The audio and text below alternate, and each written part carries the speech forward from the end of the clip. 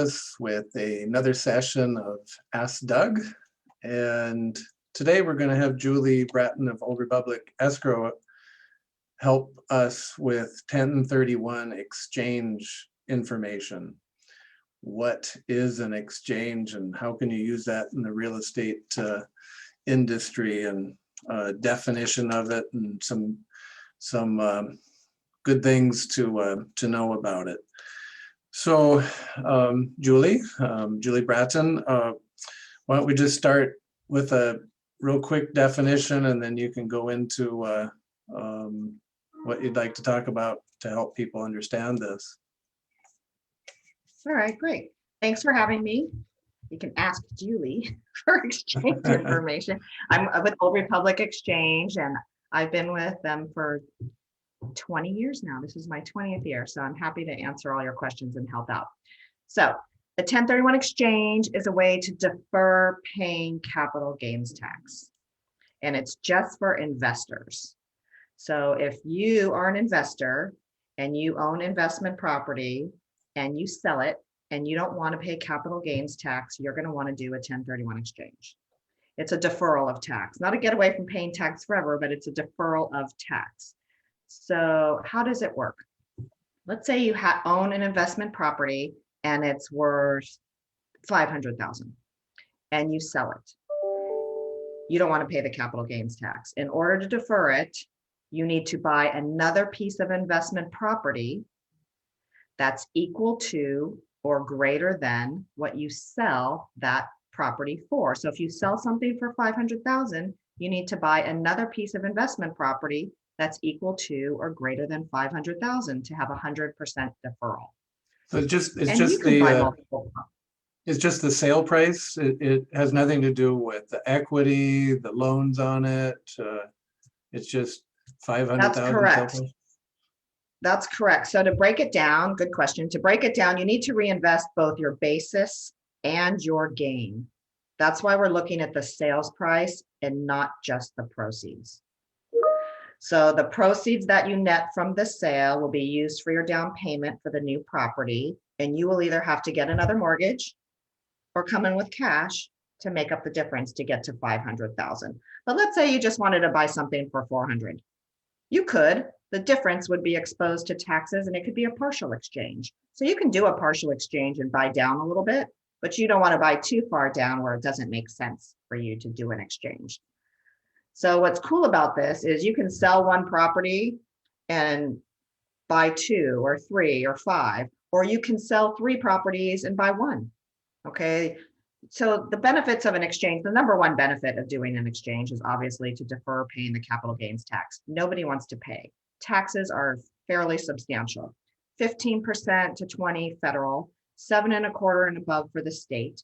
You have depreciation recapture that's taxed at 25%. And maybe the 3.8 affordable care tax kicks in. I mean, taxes are substantial, and they might become more substantial in the future if things are going the way we hear. So that is the number one reason to do an exchange, but also diversify and leverage your real estate portfolio. Again, you can sell 1 and buy 5. You can sell 5 and buy 1. But let's say you have an investment property that's just so-so, it's not that great, or maybe you own vacant land. It's great. I have vacant land here. I have property in this area. I have property in this island. Now, it sounds glamorous to have vacant land, but vacant land doesn't pay. So why don't you sell the vacant land, do an exchange, get into some income producing property so you can pay for your aging parents' health care or your kids' tuition at school. Okay, so there's great ways to stir this pot. People use this for estate planning. Let's say I sell my commercial building and buy 5 condos or 5 single family homes, hold on to them, rent them out. Then when you pass away, your kids or whoever will inherit these properties with a step up in basis. The kids don't inherit your capital gain burden. They just get these properties. Of course, if they hold on to them for a few years and accumulate their own income, then they would pay taxes on what they've accumulated over the years. So it's a great tax planning tool, diversifying, leveraging, estate planning, and hopefully get into some better income producing property. And you can do an exchange anywhere in the United States, the US Virgin Islands, and Guam, just not Puerto Rico unless you were interested. So really anywhere in the United States. So you can sell in New Mexico and buy on Oahu. You can sell in Oahu and buy in Wyoming. Okay, so as long as the properties are within the United States, you're good to go. Now, there's specific rules. There's a lot of gray area in exchanges, but there's specific rules that you have to follow. And it's these timelines that really sometimes stress people out, especially right now because this market is so swift. Mm. The timelines. When you close on the sale of the property that you're selling, the day you close, your clock starts ticking. You have 45 days to identify in writing what you're going to buy and 180 days to close on it. So the 45 days is included in the 180. You don't get 45 and then a fresh 180. Okay, so every day counts. And that's really, the 45 days has been really stressful these days for a lot of people because properties are flying off the market. So I always recommend to, if you're going to do an exchange or you're contemplating doing an exchange, really start shopping early and get the advice you need. Talk to your CPAs, talk to Doug and go shopping and see what's out there because you really need to zero in on some type of replacement property. You have to identify it in the first 45 days. And when you identify it, it needs to be in writing. You don't have to have an accepted offer when you identify, but you have to purchase something that's on the list. And you can make as many changes as to your list as you want within the 45 days. But on the 45th day, I need the final list of what you think you're going to buy. Okay, and you have to close on these properties in 180 days. So there's no extensions on the timeframes, is really what I'm getting at. That's the biggest thing. I get this question a lot.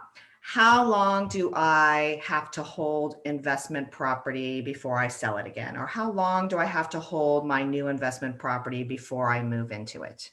Okay, just so you know, there is no rule or law on how long you have to hold investment property for investment.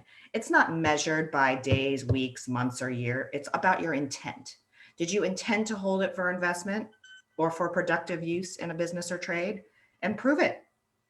Obviously, rental income is the best proof. So the longer you hold it for investment, the better your story before you change its use. No one says, again, you have to hold it for investment forever, but you have to show your intent to hold it when you've purchased it. So if you have people that buy properties, fix them up and sell them, like flippers, are they holding it for investment or are they holding it for resale?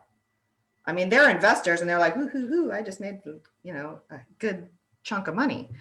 But on paper, it looks like they're holding it for resale and not investment.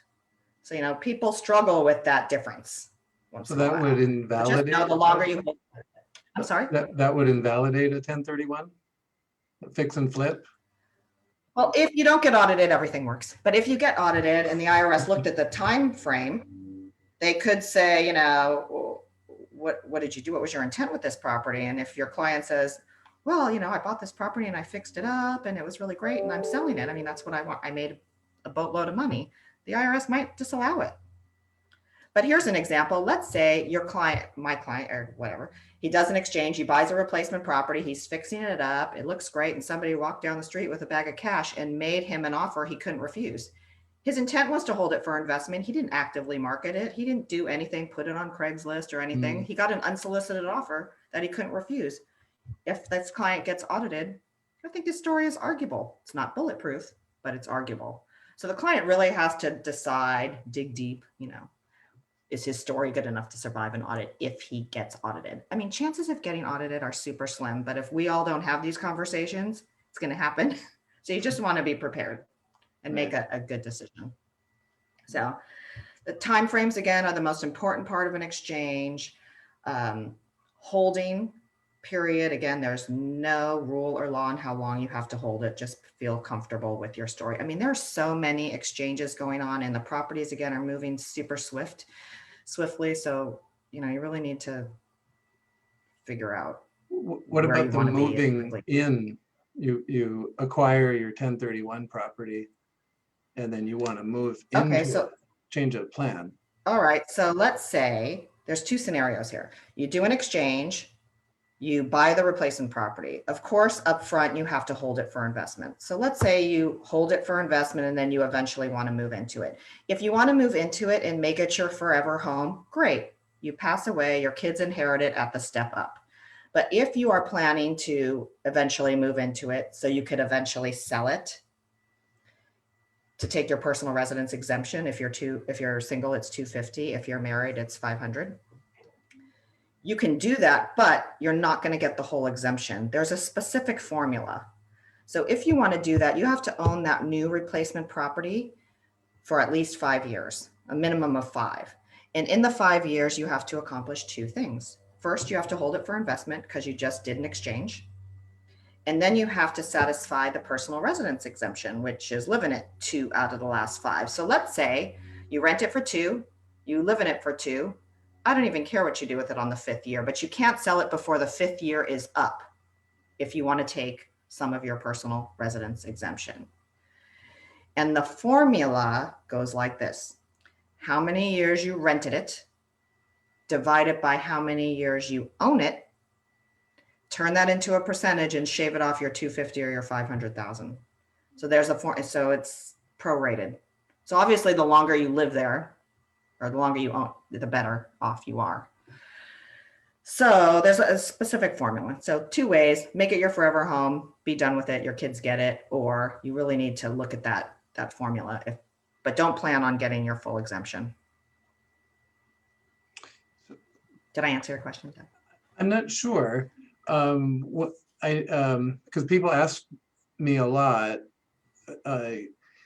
I'm acquiring a property and I really intend to live in it, but I heard that the IRS will turn their head if I rent it for 2 years and then I move in.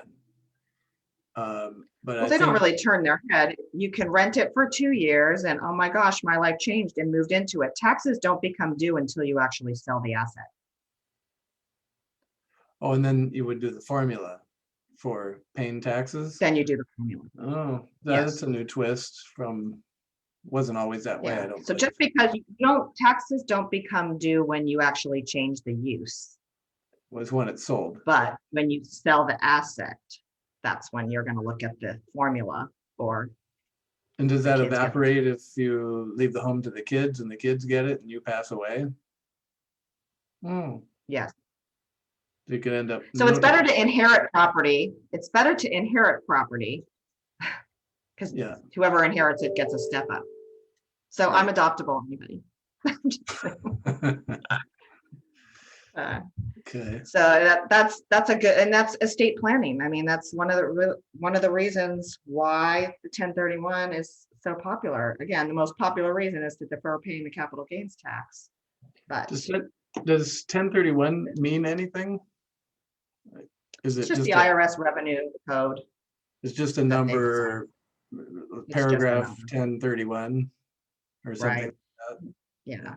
So I think the original exchange, I believe, happened in 1979, where the original Starker exchange came about. And then in 1984, that Congress passed a Tax Reform Act that gave us the 45 and 180-day deadlines that nobody particularly likes, but we have to follow. And then ever since then, here we are. So it's a great tax planning tool. Now, there's a lot of chatter out there that they're going to do away with 1031s. We don't believe that it would come to fruition. There's no bill to actually opine on. And if there was a bill, it would have to pass the Senate and so on and so forth. So there's an enormous amount of red tape. So I always tell people, if you have a chance to oppose getting rid of 1031s, do it, obviously, but it is a enormous benefit to the economy and what we do in real estate. I tell people when they open escrow that they're employing about 75 to 100 people, and people are just going, not. But escrow officers and title officers and notaries and surveyors and secretaries for everyone, and condo docs, association documents, attorneys drafting the deed. I can go on.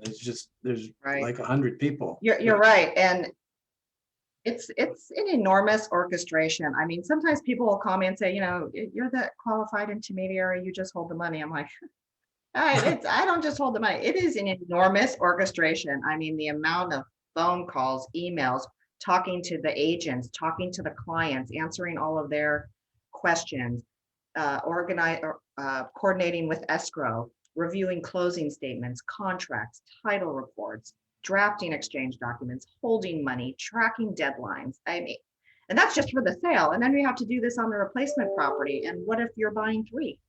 And then you throw lenders in the mix. I mean, you're right. It's an enormous orchestration to get these things together and make sure the client has a successful 1031 exchange. So thank you for bringing that up, because it is a lot, and it's very busy right now. I mean, the market obviously is very busy. Right. So everybody Well, really needs to take a breath and dot their I's and cross their T's and make sure everything's is done properly. So let me just wrap this up.